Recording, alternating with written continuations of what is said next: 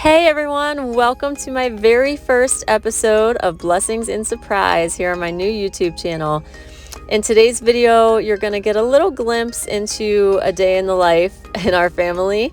There will be some cleaning motivation, a little bit of reorganizing, a few things that need finished up from the gardening season. You'll get some cooking and just a few odds and ends here and there. But I really hope you enjoy this video, and if you do, please be sure to subscribe and share it with your friends. And we look forward to having a lot more videos to come in the future. Enjoy!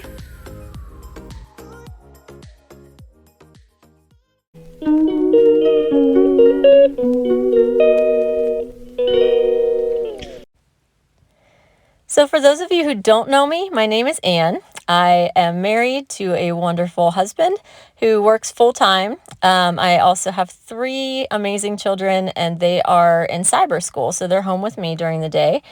And as you can see right now, our kitchen is quite a mess. We actually live on a homestead, about 65 acres in western Pennsylvania. And the night before this, we had been butchering chickens all day. So we had a whole bunch of meat birds that we butchered, and by the time we had finished and gotten dinner and just cleaned ourselves up, I was exhausted and decided to leave the mess for the morning.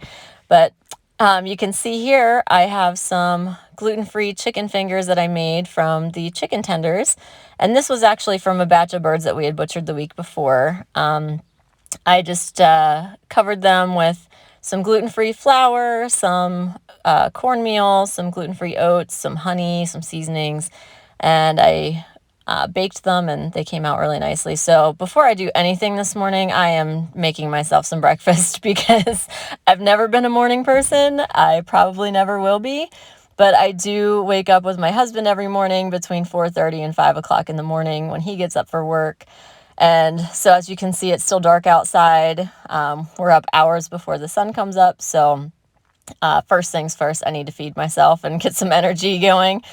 So this jar that I'm holding in my hand, this is actually some seasoning mix that I made for my hummus. I make a hummus from scratch, and I had just made some hummus the day before and decided I was going to pre-measure the spices for the hummus so that it would be faster to make it in the future, because it's such a nutritious food and I'd love to eat it more often, but it does take most of my measuring spoons get dirty every time I make it because there are just so many ingredients to my recipe. I will put a link to that recipe down in the description box if you wanted to check out that recipe, but I figured this would be a way that I'd be more likely to make it more often. So anyways, I was just labeling those and putting them away, frying up some delicious farm fresh eggs from our chickens. And I'm just going to finish my breakfast here, and then we're going to start with cleaning the kitchen.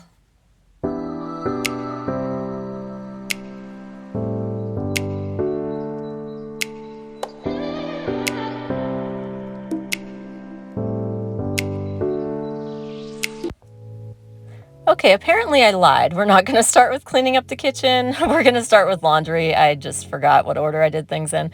But I'm throwing in a load of towels. As you can see, I use white vinegar as my fabric softener. And I do make my own laundry detergent. I'll hold it up here for you in a second. But it's just a mixture of borax, Arm & Hammer washing soda, and Fells Naphtha soap that's all mixed together with hot water.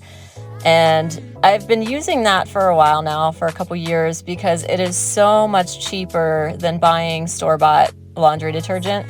It really, for our clothes, it gets them clean enough. The only thing I would say is maybe it doesn't keep the colors quite as bright as a store-bought cleaner, but the way my kids wear through their clothing, it doesn't even matter. By the time they fade, there'll be there'll be holes in them. Yeah, it's not that big a deal for us. So that's what I use for my laundry detergent, and it just saves us so much money. So now that I'm finished throwing the laundry in, this is the time in which I'm going to start doing the dishes here. So I'm just washing my hands first so I can unload the clean dishes out of the dishwasher. And then I'm going to get to work on the dirty dishes and start cleaning up this kitchen.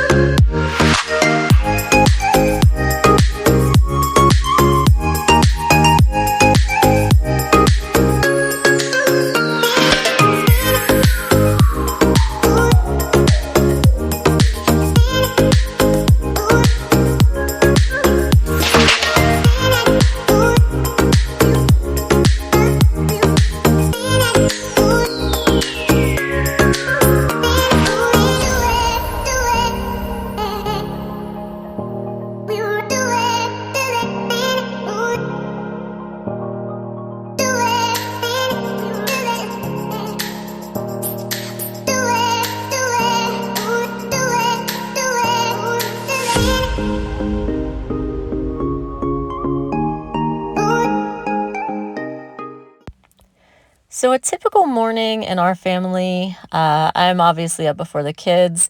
If you see me smiling or laughing there, it's because the kids have just gotten up and they're eating breakfast there and we're just chatting a little bit.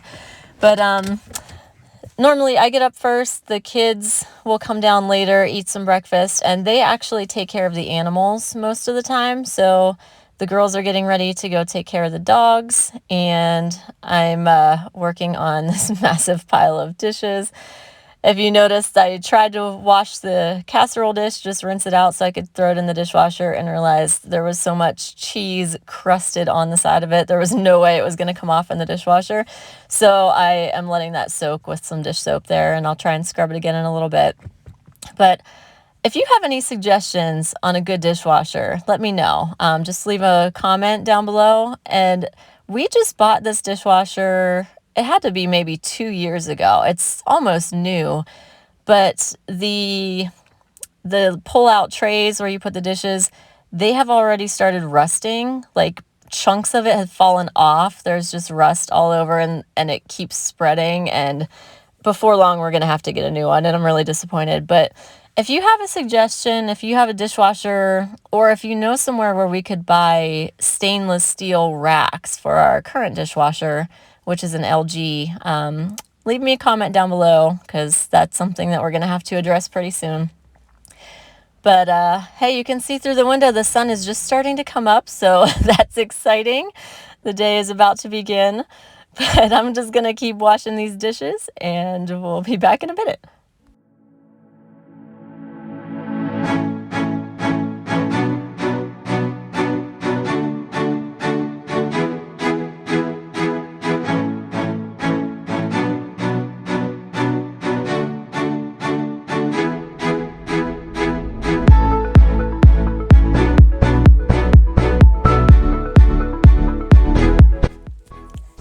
So I wanted to show you these little drain covers that I got for my sink.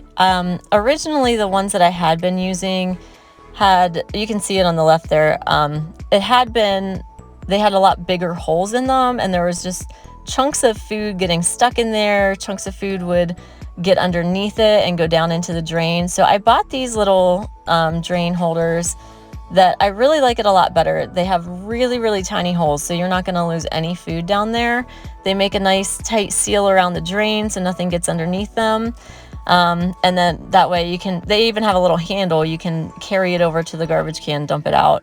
And I just really like those a lot better. Plus they sit flat in the sink instead of sticking up like my previous plunger did. So I really like those. I got those on Amazon.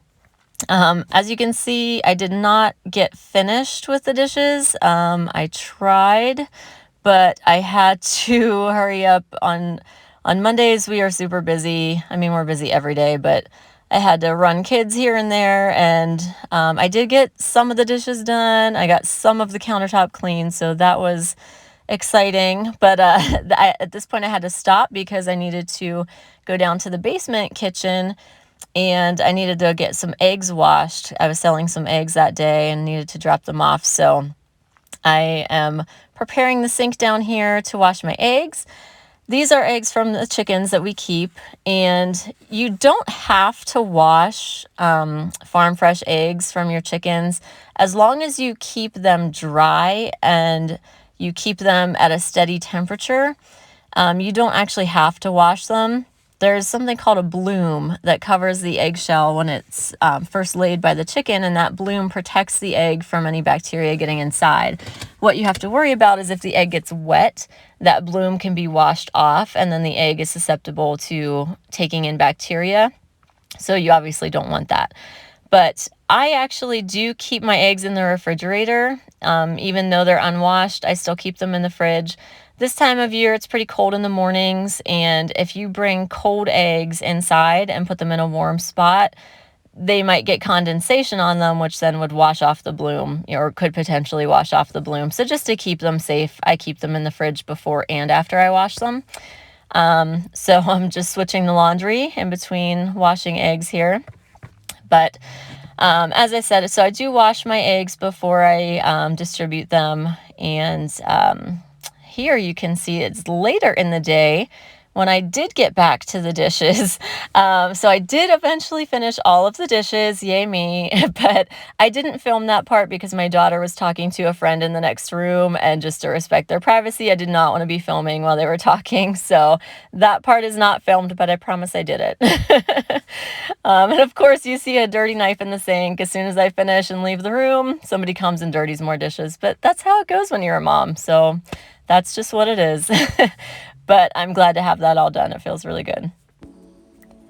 So I am now getting ready to make dinner, and tonight we're having mushroom risotto, which myself, my husband, and my middle daughter love, although my oldest and my youngest will not touch it. They don't like mushrooms, they don't like onions, they won't go near it, so I have to make something different for them.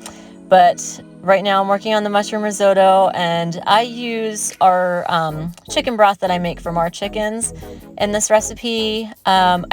It's not my recipe, it's somebody else's from Pinterest or something, so I don't want to like post it as mine, but in general, it's just all about ratios. You know, if you use 1.5 cups of arborio rice and about 6.5 cups of chicken broth is the ratio you're looking for. And then you can just add whatever seasonings you want. We do onions and mushrooms. But the trick to risotto is that you really want to go slowly and let the rice absorb the liquid very slowly. And I'll show you that in a little bit. As you see me making a separate meal over there, that is actually some curried meat for my picky eaters. They will eat that, so that's what they're gonna have tonight.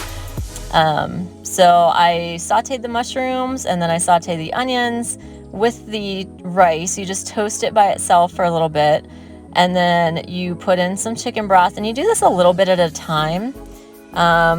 If you're doing it technically the way a professional chef would do it, you would heat the broth in a separate pot so that it's hot when you add it.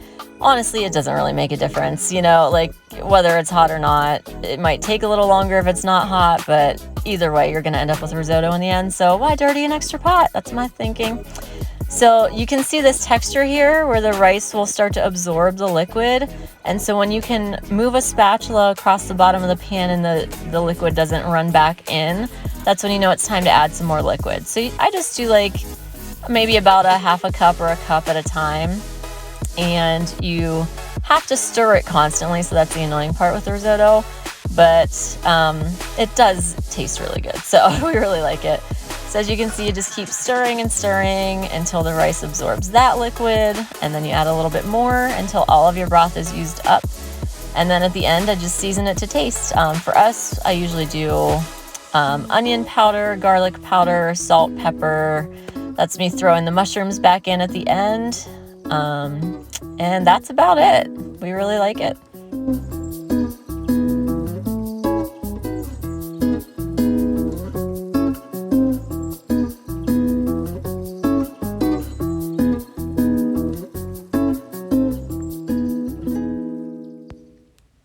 So now it's time to put the towels away. They were done, so I'm just going to get those out of the way before the next project and moving right along. Hey everyone, so we just wrapped up dinner and I'm hoping I have enough time to get one last project done today before we start the whole bedtime routine, because this pantry cupboard has been driving me crazy. And I love having the storage here, but it's awkward. It's very deep and it's hard to see anything. As you can see, I attempted to organize things, you know, labeling everything and putting it in matching containers, but you still can't really see anything that's in the back. So I need to go through this and figure that out. Yeah, I tried with these deeper shelves, I tried like bins that slide out so you can kind of pull out what's in the back, but then we just have our cereal down here. And this is kind of just overflow on the bottom shelf, just random things that didn't fit anywhere else. I actually have no plan. I don't know what I'm doing here, but I do know I'm gonna pull everything out and try to make it better than this. So here goes.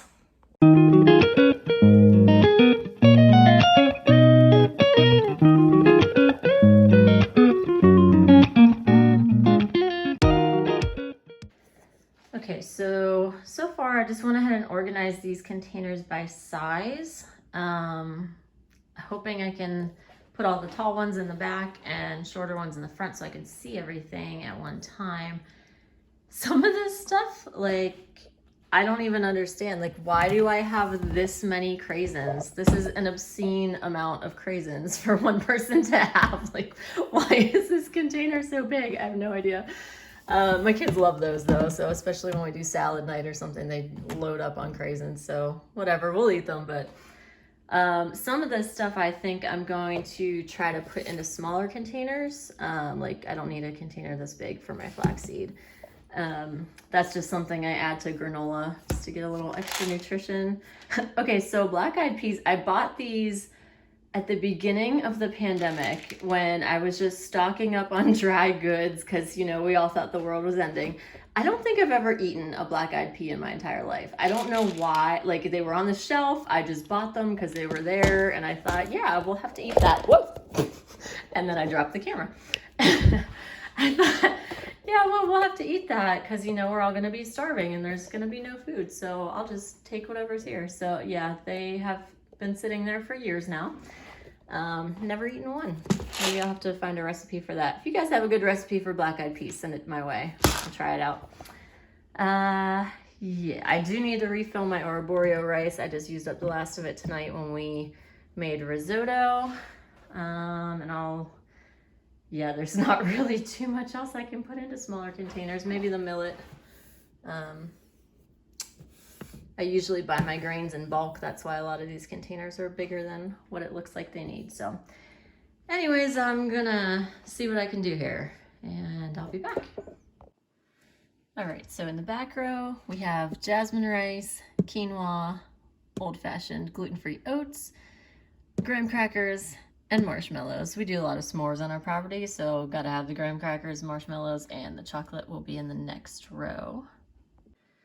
Okay, so in the next row, I put the millet, the flaxseed meal, the gluten-free oat flour, the Hershey bars to go with the s'mores, and I know this thing of craisins is covering up the label for the marshmallows, but I know that we have marshmallows. We always have marshmallows, so I know they're there. And trust me, the kids will not let me forget about s'mores. So I'm figuring that's okay that that label's covered up. I think that'll be all right for this row. Oh, and by the way, in case you haven't noticed a theme here, I am allergic to gluten. No one else in the house is, but that's what all the gluten-free stuff is. That's all my stuff. Anywho, so in the next row, I did the Great Northern beans, the chickpeas, the sunflower kernels, and the mince. Again, this is one of those things where it's covering up the label for the one behind it, but I know we have Hershey bars. Again, the kids are not going to let me forget that we have stuff in here to make s'mores, so it's not something I'm worried about getting lost in the back there. And then the dried mixed berries, I use those when I'm making granola as well. So that is that row. And finally, the front row, I have kidney beans, black-eyed peas. These are prunes, which are of a questionable age, but we'll check those out another day. And then some Great Northern beans that didn't fit in the container. Normally, we grow our own kidney beans. This was a pandemic stock up because we all thought the world was ending and we would have to survive on whatever we could find. So I've had these in here for a couple years, but I'm probably just gonna throw them in with the red kidney beans that we grew this year, and I'll just can all of them together this year. And again, hey, if you have a recipe for these black-eyed peas, send it my way. And Great Northern beans, we just grew this year for the first time. So these were previously purchased before our beans were ready. But those are always the beans that my grandma would make baked beans out of. So those are a nostalgic flavor for us, I guess you could say. It's actually a really simple recipe. All it is beans, cooked white beans, and then you just mix together brown sugar and ketchup in them. And I add some salt just because I'm me. But that's it, and they're actually very delicious. So anyway, that is the top shelf, and I'm still debating whether or not I have the motivation to delve into the next shelf down. Maybe I'll start it and see what happens. All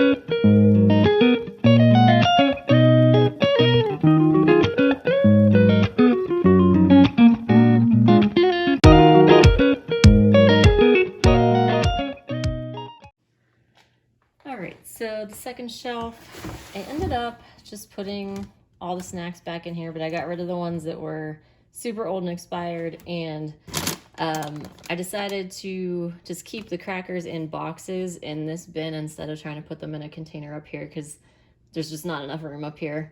So we just have our chips and some leftover caramel popcorn for my daughter's birthday, and then we have our crackers over here, so that's in the bin. And on this side we just have bread and like our burger buns and hot dog buns back there. This is just where we keep the bread products so they don't get smushed. So we got the first 2 shelves done. I'm not mad about that, but I am ready to be done with the pantry for today. I have other stuff I need to get to. So there you have it.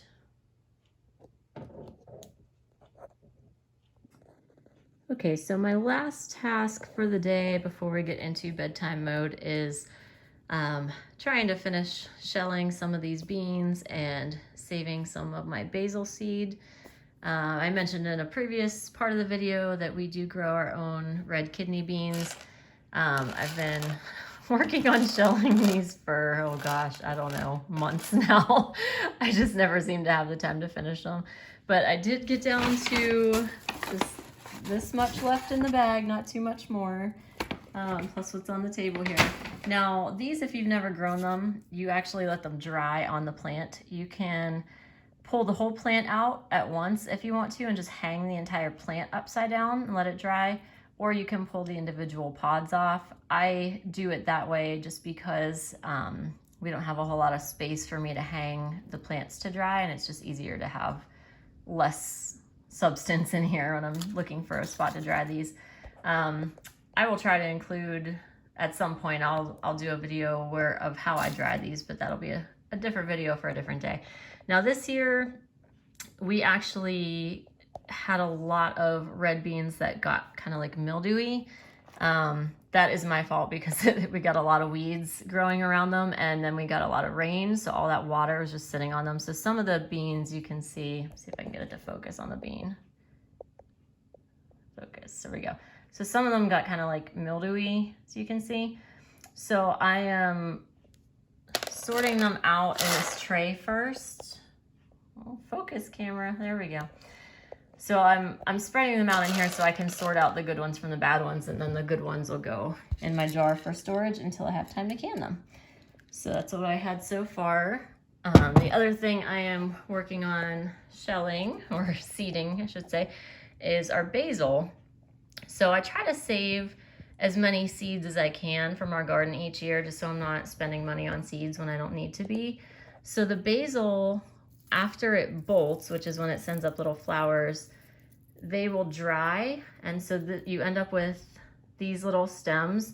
The seeds are inside of these little, I don't even know what you would call these, leaves maybe.